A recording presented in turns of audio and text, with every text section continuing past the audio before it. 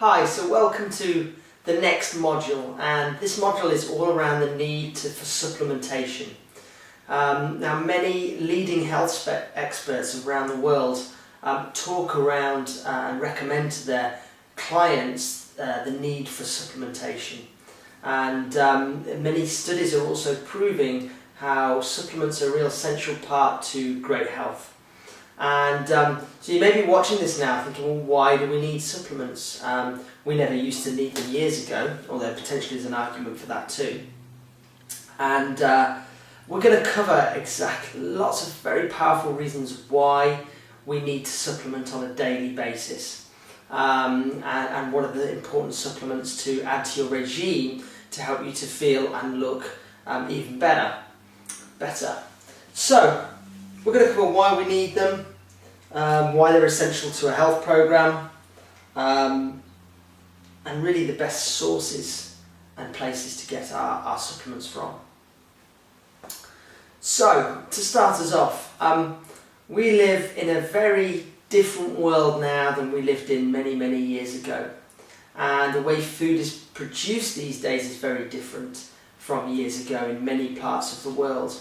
And that is what's leading to a need for supplements. So first and foremost, we are what we eat. I know you'll have heard this in other modules, and just like to remind you that literally we are what we eat. Our body is made up from trillions and trillions of cells, and those cells are made mainly from the food that we eat.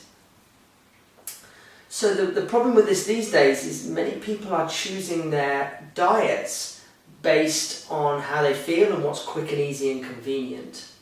And unfortunately that means that there's a lot of processed foods in people's diets.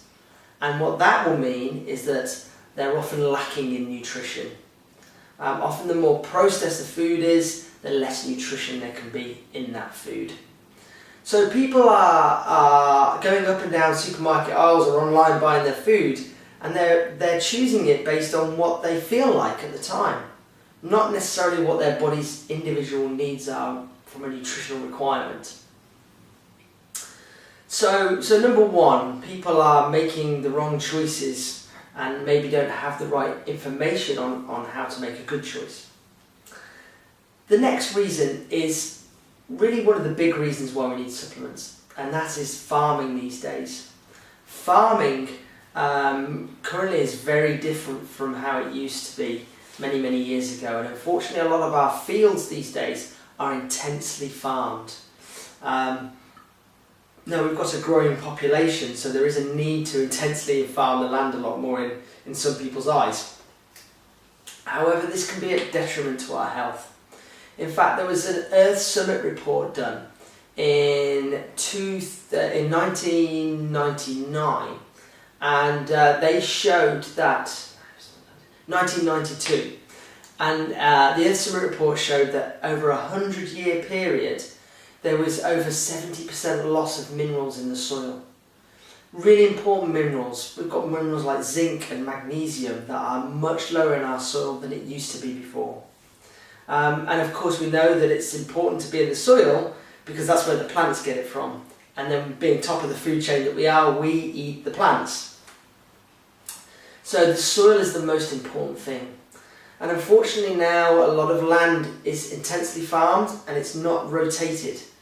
So years ago there would have been crop rotation going on, and certain fields would be allowed to rest and recover, and nutrition would go back into the soil. But unfortunately now over farming has led to nutritional content of the soil being really low. Not just in Europe and the UK, but in Asia, in America. It really worldwide there is a huge loss of minerals. And on top of that, farming practices these days have pesticides and herbicides sprayed on a lot of the crops and a lot of the soil. Now, we all know that these pesticides are designed to kill bugs, mice, rats, and stop damage to the crops. However, what it also does is it does damage the soil too. And a lot of these chemicals can actually destroy what's called the microorganisms in the soil. So bear with me on this one. Microorganisms are really key to the soil content, because what they do is they help the minerals from the soil to be transferred into the plant. And if the microorganisms aren't present to do that job, unfortunately, if there was nutrition in the soil, it's very hard for the plants to actually get that nutrition. So not only is that a really good case for supplementing with high quality supplements, it's also a case for making sure you're eating organically, so that we really do look after this soil of ours, because we've only got one planet and our bodies are essential.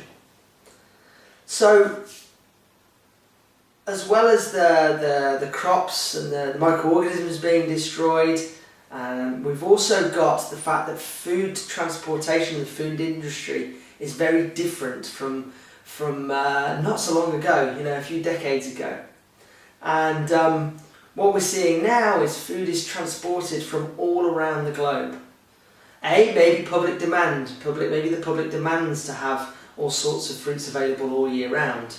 However, also consider that it's actually very cost effective in lots of ways for food companies, to actually ship in products from other countries at a cheaper price and for profits that will be able to be sold and make more of a profit in the country you're buying from. So unfortunately what this means is that food has been transported and actually it's been picked a long time ago. Now, ideally, we want to be eating food when it's had a chance to grow and ripen properly and grow all its nutritional value in it. And what this means is that, for an example, right now, if we were maybe lying back in a beautiful sunny Caribbean country, we'd be looking up at the banana and we would be waiting for that banana to go from green to yellow, and then we'd be ready to pick it, or send a monkey up to pick it for us. And then it'd be ready to eat, and it would taste good. However, unfortunately now, a lot of food is harvested way too early. So it hasn't had a chance to grow its full nutritional content for us as humans to consume. So not only that, but also remember that the moment the apple is picked from the tree is the moment it starts to lose nutrition. We want to be eating food ideally as soon as it's been picked, in an ideal world, or certainly within a few days of being picked. And with that food being able to be ready to be picked as well, and to develop itself fully, nutritionally. And unfortunately this isn't happening in a lot of cases. Food is transported around the globe and can be sitting in cold storage for not just days, not just weeks, but even months in many cases. And remember, it gets shipped to your country, and then from that country it can get shipped out to the various outlets and supermarkets and etc.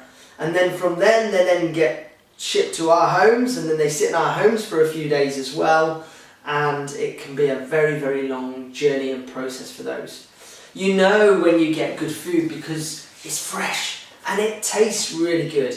We've all been to parts of the country where we've had really great fresh local food and it tastes fantastic. The taste of food is a really good sign that it's fresh. However, a lot of people have lost touch with what is fresh because they're picking and their taste buds have adapted to food that unfortunately isn't fresh and isn't nutritious.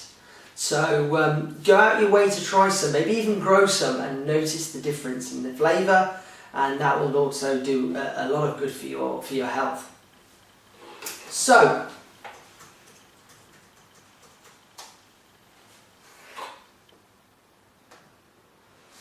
we've also got processed foods these days, and unfortunately processed foods, which is 80% of our food outlets, is anything really that's been altered from its natural state. So really 80% of supermarkets, for example, are processed. The parts that aren't are literally the fruits, the vegetables, the meat, the fish, maybe the nuts and seeds and eggs, etc. But anything else really generally is either in tins or packets and has gone through some form of processing, which unfortunately in processing it strips a lot of the nutrition in the food out of it. And then of course many food companies then fortify the food with nutrition because they've actually stripped it out in the first place. They have to put it back in. Beware that sometimes this, in a lot of cases, can be synthetic use of nutrition that's put back in. Stick to real food is my tip.